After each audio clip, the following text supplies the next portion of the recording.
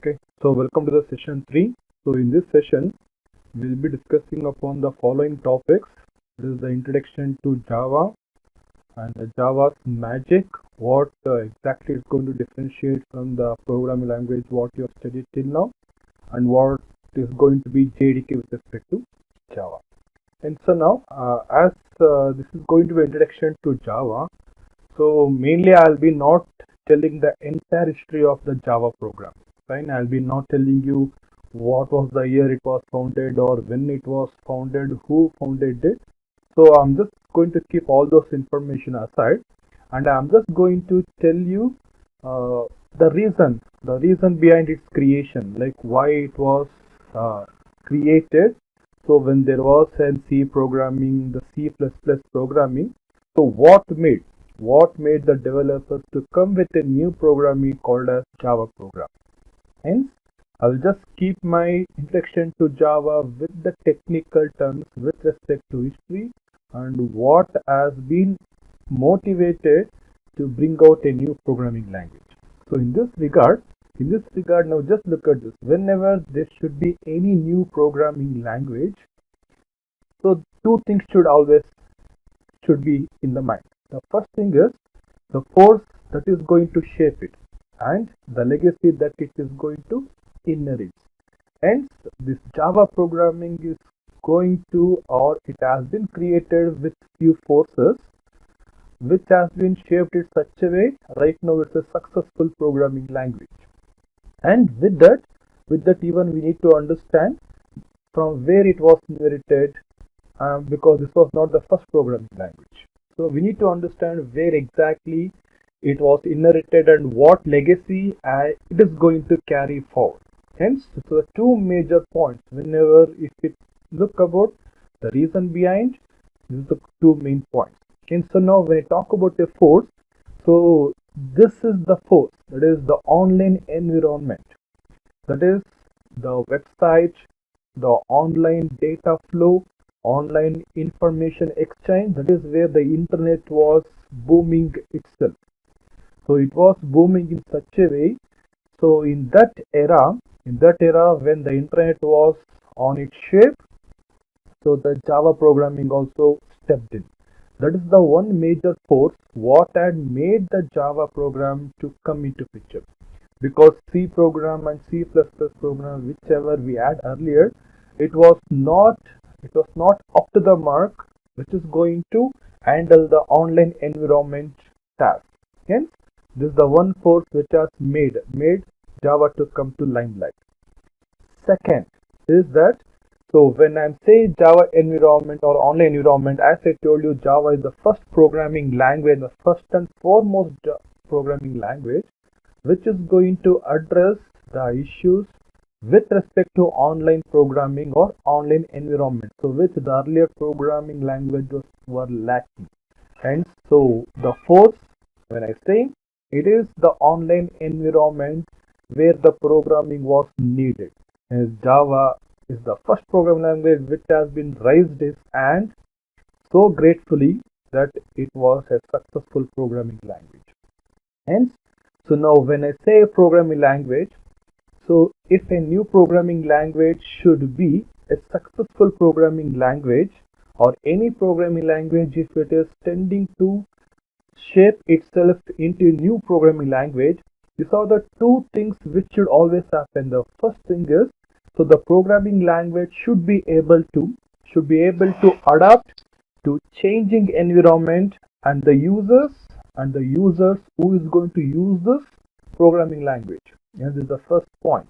Second point is a programming language should be capable of refining itself or with the new versions of itself and to show some improvements in art of programming.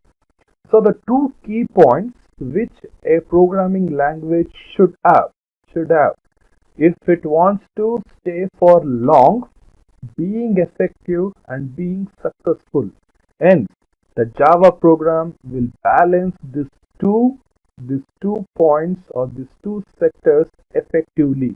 Hence, Java will successfully drive both equally. Hence, adapting to the changed environment as well as refining with improvements, as well as with the art of programming. Hence, the Java has got these two key points or the key terms effectively. And this is the one reason why Java program is going to be so successful. So now, if I'm going to talk about legacy, that what it is going to inherit, now just look at this. So Java program is not the first programming language which has happened, but before this there were n number of programming languages. Out of those n programming languages, whichever we are familiar with or most of the programmers are familiar with is S.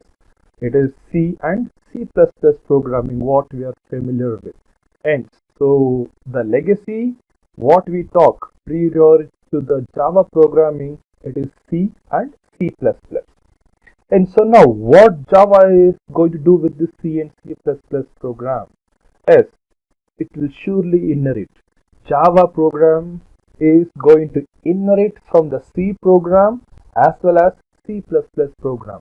But most of the time when we start discussing from where the Java is going to evolve, we usually say first it's going to be C program, then C++ is from C, and Java is from C++. So putting in this term, so putting C++ has been directly inherited by C, it is good enough and perfect.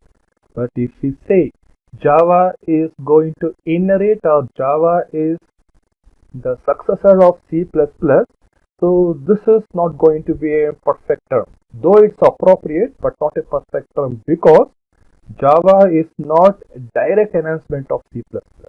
Right? It is going to make use of C program as well as C++ program. So now what it takes from C program is the syntax, the programming syntax, because the Java developers, they knew most of the programmers were good enough in C language as a basic language. Hence, the Java program is going to keep intact with the syntax of C program. Whether it can be the way you define a class similar to structure, or defining a statement ending with a semicolon, using a for loop or using a while loop, the data type, the declaration, all those syntax of C program, Java has been inherited. And from C++, whatever the object-oriented concepts the C++ was having, it is going to inherit into the Java program. And so when I say Java program, it is going to inherit the legacy of C program as well as the C++ program. And so never come to a conclusion that Java is going to be an enhanced version of C++. And so now with this, so now the Java, when it was introduced, now just look at this. Why Java is required? Because it is not a new programming language as we are seeing right now. So as we are familiarizing with Java, now what I am going to understand that C and C++ already existing. Now a new Java program is coming up, but the Java programming is using the properties of these two programming language. So then what was lacking in C and C++? Hence, so the Java programming was introduced because there was something which C and C++ was not doing. Hence, there are few fundamental problems where these two programming languages were not able to handle and couldn't solve. And for this reason, Java programming was introduced. And when I say fundamental problem, as I mentioned, one of the main fundamental problem is the problem which we are going to on the internet, or the problems what we need to solve whenever we're going to share the data or the communication. Hence, so now this is the one major fundamental problem what we can put. We can put list of fundamental problems, but right now this is the one major fundamental problem. And so now the Java program what we have introduced, so this is going to be perfectly matches the current situation. Hence, so Java program is going to work on two terminals, mainly two terminologies. Right? These are the two terminologies which is going to keep Java as updated program for the current situation where I want to handle the problems at the internet level or at the data sharing level. That is what we're going to have these two terms. The first term says the Java program what we are going to have is platform independent. So now when I say a platform, it is the different system or different architecture or a different operating systems or different compilers. Now whatever you put it over here. When I say a platform, it's a system, a computer system. Right now, when I'm talking about a client server architecture, which we usually talk in the terms of internet or the website and where we share the data. So in that term, when I say platform independent and being in a network environment, we don't come with a single system with a single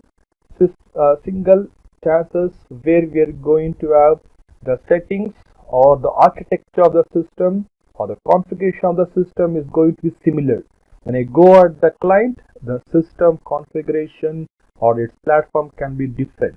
And so now I am going to have a Java program which is going to work on any platform. It is not the case in C and C++. Remember this. Once I am going to write a C program in a system, if I compile a C program in the same system, it should be executed in the same system.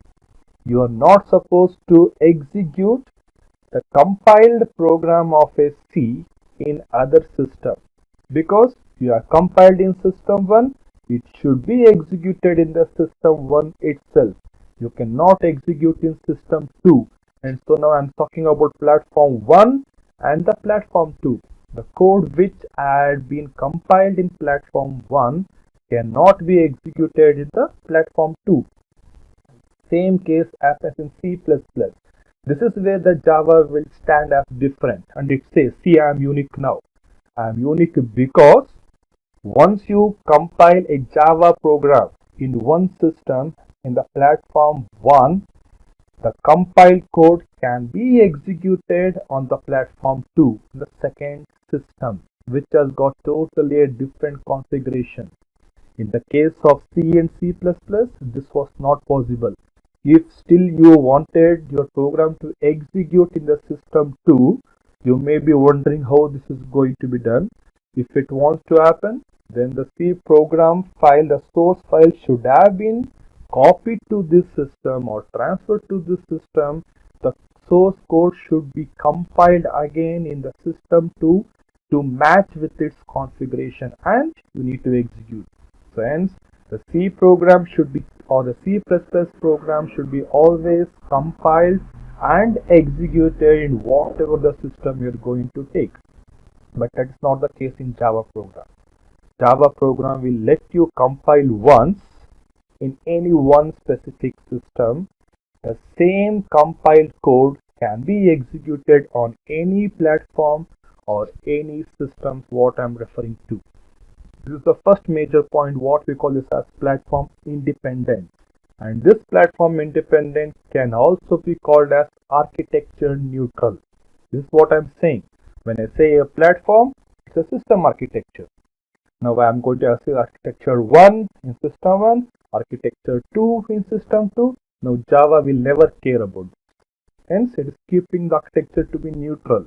Hence we say platform independent or architecture neutral.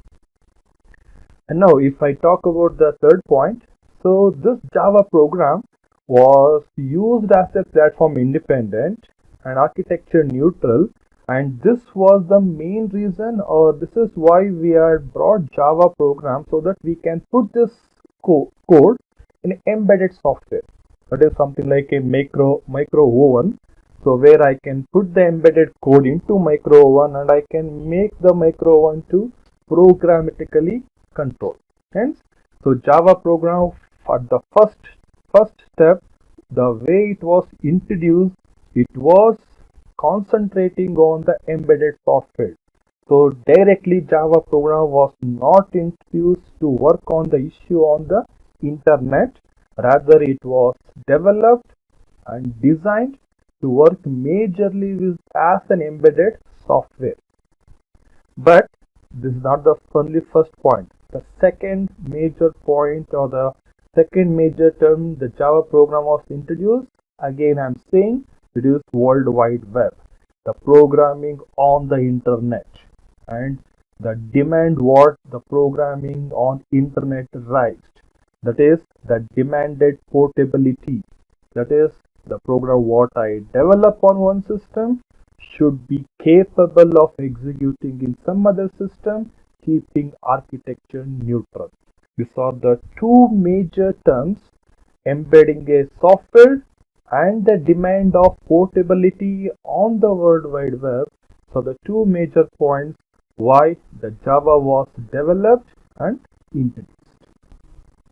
Right. So now we know what is Java capable of, and right now you may seeing C++ as an outdated program and Java as an enhanced program. Right. So right now that is what we all feel right now. So C++ outdated and Java has got so many features. Yes, this is the right time to be used. But there is some sort of comparison what I want to put it in front of you. The comparison between Java and C++. The very first point. So Java is not just an internet version of C++. From the beginning of introduction to Java, I'm always stressing that Java program works in internet environment. It works with World Wide Web. So this doesn't mean that it is just an internet version of C++. Java is capable of doing much more than just handling the internet issues or fundamental problems. And so don't come to a conclusion that Java is just an internet version of C++. Second point. So Java is not an enhanced version of C++. Again, it's not an enhanced version, but C++ is enhanced version of C. I can put it, it's going to be a right term. But if you say Java is enhanced version of C++, you'll be wrong. Next, so when I say C++ program, so C++ program can execute C program also. This is what we call compatible. I'm going to have compatible, the upward compatible or the downward compatibility. Hence, if I'm able to execute a C program inside a C++ compiler, this is what we call this as compatibility. And so now I cannot guarantee you that the C++ code can be executed inside a Java program. There is nothing like this. Hence, a Java cannot be executed in C++ compiler, and a C++ compiler or a program cannot be executed in a Java compiler or Java environment. Hence, so neither upwardly nor downwardly compatible with C++. Next point. So Java was not designed to replace C++. So though it can be said C++ was designed to C program, but Java was never designed to replace C++ program. C++ has got its own limitation, its own strength. Java has got its own strength. Both will work in their own areas, solving their specific fundamental problems. Hence, both will coexist for many more years to come. Hence, now this is what we are going to talk about, the C++ and Java program. So just keep all these points in your mind. The next thing.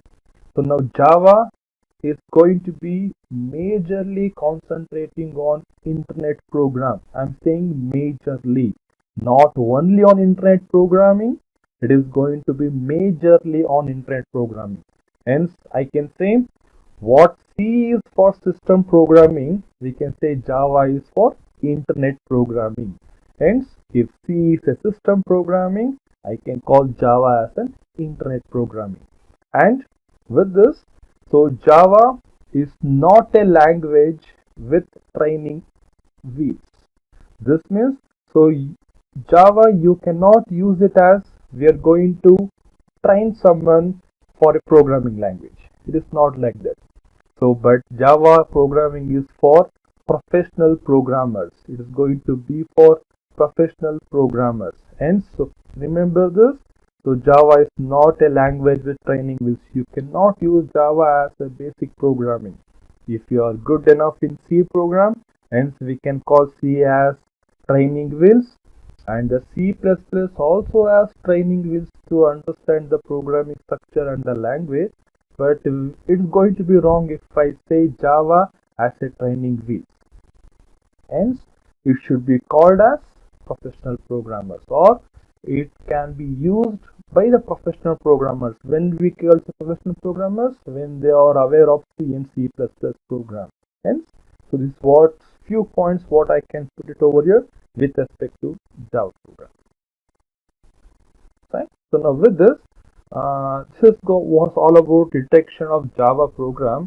So what it had and from where it came. I never mentioned about the period or the time with the time zone when it has been arrived or who developed. This is also what you should understand about Java program and the legacy what is going to carry. Now we'll understand the few things about Java's magic. So where the magic has been lied, because previous slide I just told you that so Java programming is platform independent. So something magic is going to happen. What C and C++ couldn't do, there is some magic what the Java is going to do. Now we'll see what magic or what made the Java program to be an architecture neutral or to be a platform independent or to be so successful as a internet programming. Very first point, the security and the portability what the Java has got. So because when I say internet programming, I am sharing the data from one system to another system where security matters, because the data what I am going to share, it should be preserved somewhere, hence security matters. Second thing, the portability, what I was talking about. The program what I have been designed and developed in one system should be able to execute without compiling on some other system with a different architecture or similar architecture. These are the two key points what the Java should focus upon. Now with this, now the Java compiler what we have, this is going to work on these two properties, and the source code what I have been built. If I am going to compile with this Java program, now before I go forward, so now when I compile a C program or when I compile a C++ program, what you're going to end with? Yes, you're going to end with a code, what we call this as a executable code, which we are going to use it for execution. When I compile a C program or a C++ program, I am going to get executable code, and this code I can start the execution. But now just observe, when I compile a Java program using Java compiler, we are not going to get the executable code. This is where the Java's magic relays now. I am not going to get the executable code, but for sure you are going to get a error-free code here.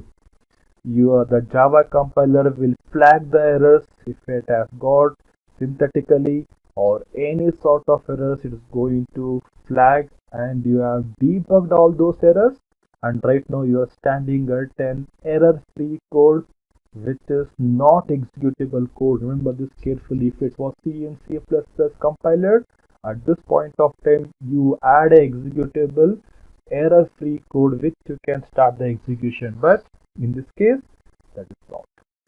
So now what happens further? Because ultimately when you want to execute any program, you do require an executable code. So now what happens further? So now further when I go, or before this, so let me put one more point. So this not executable code, we call this as bytecode. Now this is the magic word what I can say. This is the magic word. The bytecode, whatever the non-executable code we have obtained after the compilation of a Java program, this we call this as bytecode, not an object code and even not executable code. We are going to call this as a bytecode. So now this bytecode, whatever we are going to have. So now I have been developed a program in one system, and I used a compiler, Java compiler, to compile that program. At the end of compilation, I got a bytecode. Now using this bytecode, I can execute in the same system, or if I transfer this bytecode without compiling again, the bytecode can execute in the second system also. And that is what the bytecode is going to be. Hence, now this bytecode is highly optimized set of instructions. That is, it is error free, as well as it has been optimized with set of instructions which can give you enough good performance in program. Fine. And so now with this we are going to have the executable code. Now we are going to have executable code, the bytecode what we add after compilation. So we have transferred the bytecode from one system to other system or in the same system. Now I'll convert the bytecode into executable code. Hence the second phase now. So C and C++ add only one phase where I compile and execute. Hence between the compile and execute there's only one phase. But right now I got two phases now. I compile, I get a bytecode. So from source code to bytecode, the phase one. So now from the bytecode to executable code is the phase 2. And so now this executable code, we call this as native code. Hence the code which we are going to execute on any system, for that architecture we call this as native code. This is what I was getting from C and C++ program. Directly I was getting a native code in C and C++, but now I'm going to get a native code after the end of second phase. Friends, remember this. So now what it has made. Now from the source code to bytecode, Java compiler has helped me to do this. Now who is going to help me?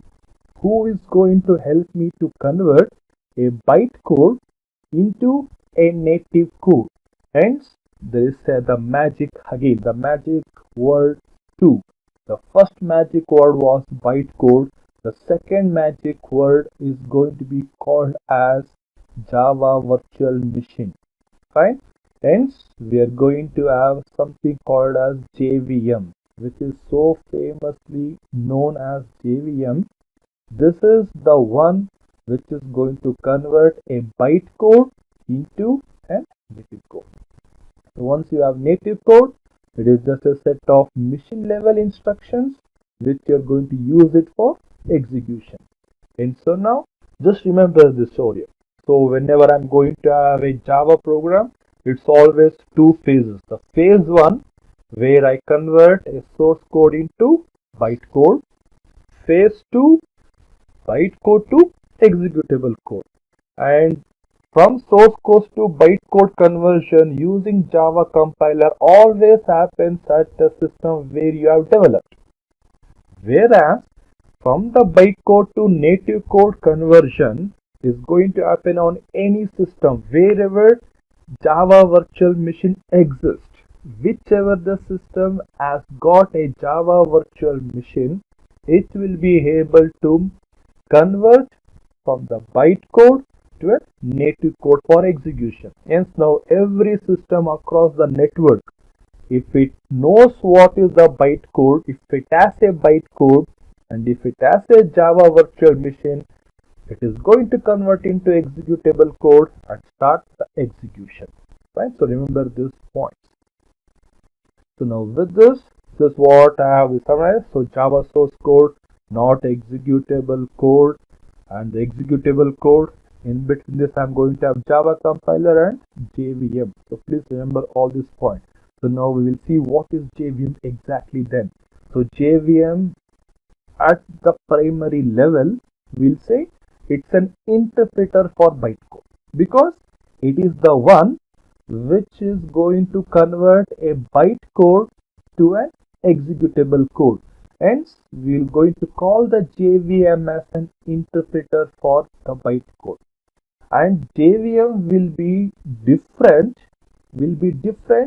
from platform to platform. That is, So for example, I'm going to use an Windows system with its architecture, and my friend uses some other system, for example Unix system, or somebody else will use another platform is going to work on Mac or an Apple OS.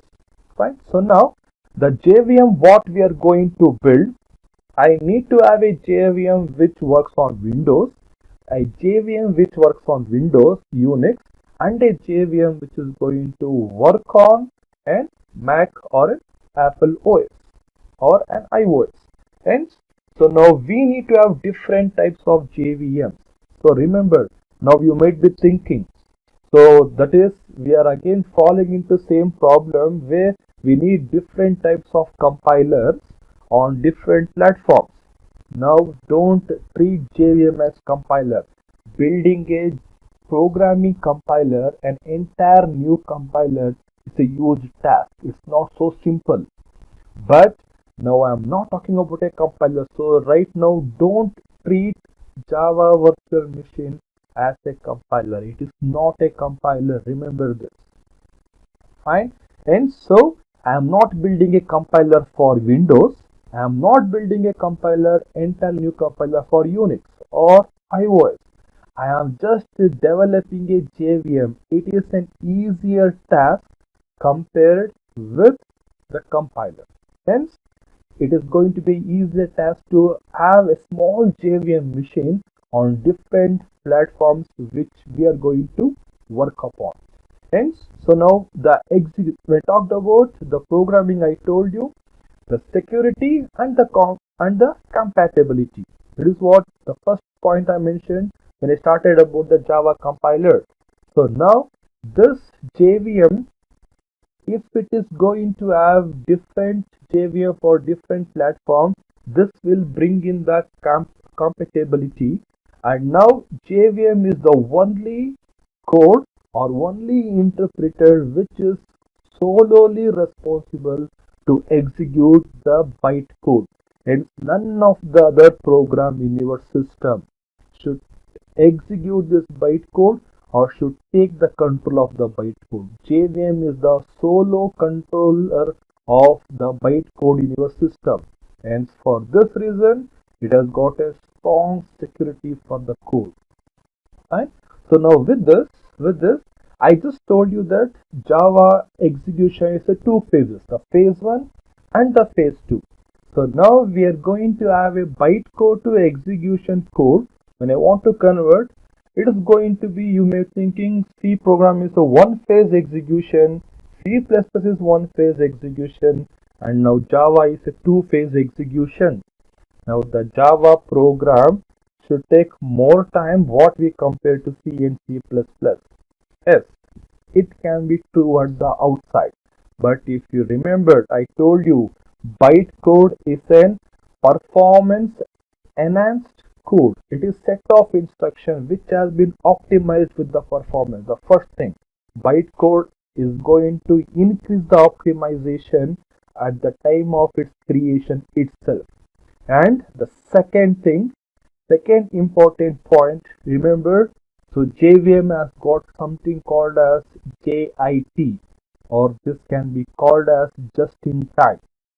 Now if you think Java works on two phases and if it is slower compared to C++, you are wrong, because the bytecode is highly optimized. First point. Second point is the JVM is going to use just-in-time compiler or just-in-time machine as part of JVM.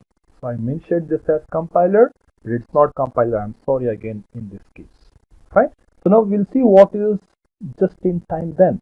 You see what is just-in-time. So just-in-time is JIT compiler is part of the JVM. So this should not be called as compiler. So it's not be called as compiler, so this should be called as interpreter.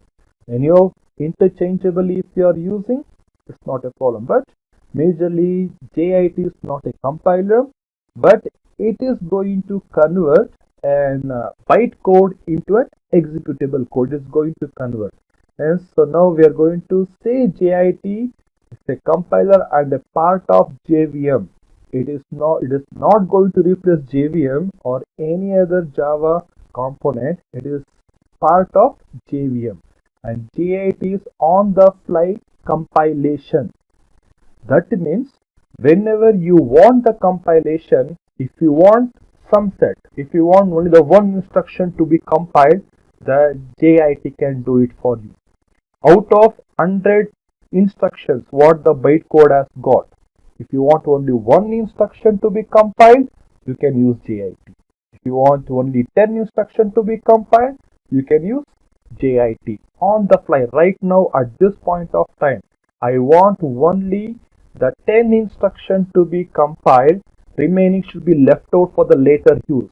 And when those instructions are required which are left over, if those instructions was supposed to be used, I am going to compile those remaining set of instructions. Hence, whenever I need the instructions to be compiled, I am going to do at that time. That is what we call on the fly compilation. If there was nothing called as JIT, then if a bytecode, if it had 100 instructions, the JVM would have compiled all those 100 instructions at the same time. But now I have JIT, hence I am going to compile only when that particular instruction is required. And that is what we call this as on the fly compilation. By bringing this, it's for sure that it is going to improve the performance.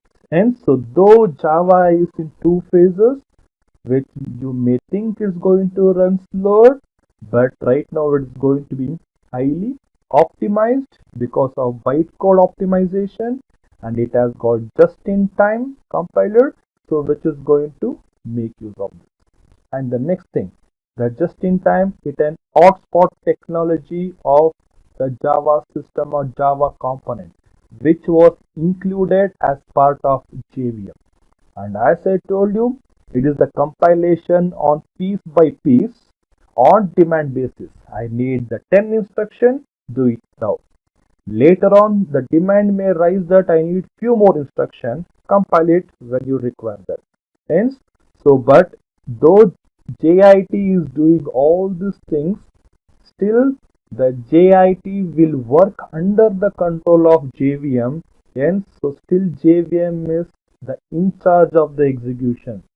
Hence, so don't think something like JIT is replacing JVM. So JIT is coordinating as a subordinate to the JVM to complete the execution task of a bytecode. This is going to be all about JIT. So now just observe, when I talk about the Java program or the Java magic, so at this point of time you came across lot of strong action words, or what we call this as in technology, the components, something like I talked about this JVM, I talked about just in time. These are the few of an important components of a Java program. And so now whenever I'm going to say Java program, hence we are going to have the JVM and we are going to have the JIT what just now have been discussed. Along with this, there is something called as JDK and there is something called as JRE. Whenever you think about Java program, these are the four major concepts which you need to remember and which you need to understand.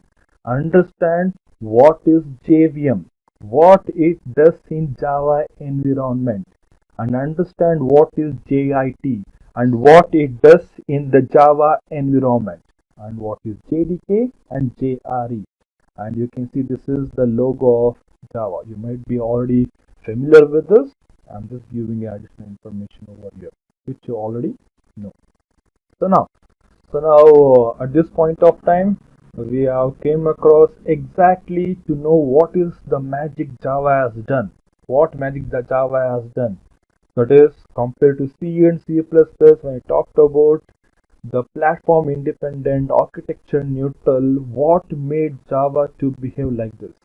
the JVM, the JIT, these are the few components which has been brought that magic into the programming world in the name of Java. So now we'll see what is JDK, what is JRE, and how these are different between the JVM and JIT. And so now when I say JDK, it is Java Development Kit. So remember this. So JDK is Java Development Kit. I'm just putting the full forms of this. I will tell you exactly what this JDK is all about in the Java programming world. And when I say JRE, it is Java Runtime Environment. Fine. And when I say JVM, now we are already aware of. So JVM is it is Java Virtual Machine, and JIT is it is just in time. And so now when I talk about these are the four components which you usually, if you want to just execute a Java program, you just need JVM. In case JVM is have been configured with JIT, it will make use of this. Anyway, as a programmer, I need not think about JIT. It is the subordinate of JVM, so JVM will take care of this. But if I want to execute a Java program, only I'm thinking about execution of a Java program or a object code, then I should have JVM in my system. Remember this. But if you now think as a programmer, I want to write a Java program, I want to compile a Java program, and I want to execute a Java program. So now, other than execution, you're thinking about developing a Java program. If you are a developer, if you are a programmer, then you should think about the JDK and the JRE as well as JVM. So because once you develop, you need to compile, you need to execute, and you need to look at the output what it is going to give. Hence, if you are a developer, you think about all these components. If you are just a user as a client machine, you need not worry about JDK and JRE. Straight away you can work with JVM. This is the major difference. Hence, I can say when I say JDK, it is the tool for developers to create Java programs, as I've just mentioned. And if I say JRE or Java Runtime Environment, it is the part or a disk space what will be created from the Java for the JVM. Yes, so JRE will be with the JVM. It is going to just put some added support for the JVM, because JVM's job is to execute a object code. Beyond this, it never thinks about architecture, it never thinks about the memory, it never thinks about the system, how it's going to behave. Hence, the small head will be coming from the JRE, where it's going to create a disk space or a memory space on a computer system to store the bytecode, to store the compiled code, and for the execution of the system. And so being outside the execution is going to give you an environment. It's going to set up the execution environment for your JVM. That is what JRE is going to be. We talk about JVM, so Java Platform Component that executes Java program. So simple now for you. And if I say just in time, it is a part of JVM or a subordinate of JVM which will help to compile the bytecode on fly or on demand or whenever I require on piece by piece basis.